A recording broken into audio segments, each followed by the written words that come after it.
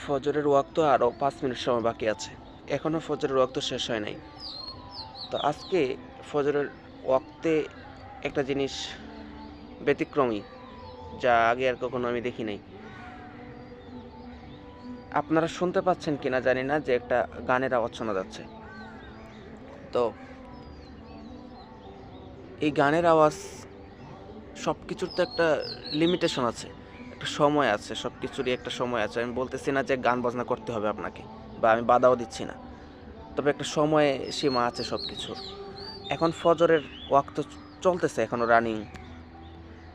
তো ফজরের ওয়াক্তটা কতটুকু বরকতময়, রাসূল সাল্লাল্লাহু আলাইহি সাল্লাম বলেছিলেন যে ফজরের অনলি 2 রাকাত সুন্নত নামাজ, জাস্ট 2 রাকাত সুন্নত নামাজ এই দুনিয়া এবং এই দুনিয়ার মধ্যে যা কিছু আছে সব কিছু থেকে উত্তম। কতটুকু বরকতময় এই সময়টা। এই সময়েও আজকে আমাদের সমাজ, এই যে চারপাশের আমাদের এই সমাজের মধ্যে কত সুন্দর একটা গানের আয়োজন হয়েছে, গান বাজনা হচ্ছে, ফজরের আজানও দিতেছে, এদিকে গান বাজনাও চলতেছে, সবটাই চলতেছে একই সমাজে। নতুন করে আজকে দেখলাম এটা আর কি।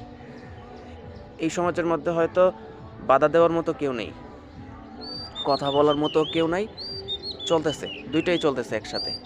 আপনারা একটু শুনেন কেমন শোনা যাচ্ছে জানি না, তবে দুইটাই চলতেছে এখন সমাজে। এখন ফজরের ওয়াক্তের সময়ও আর ছাড় দেওয়া হয় না, সবই চলে। এখনো বাজতেছে, এখনো এটা চলছে, সারা রাত্রি চলছে। তবে ফজরের সময়ও তারা অফ করে নাই, এখনো আছে, যে এখনো শোনা যাচ্ছে, একটু শুনেন।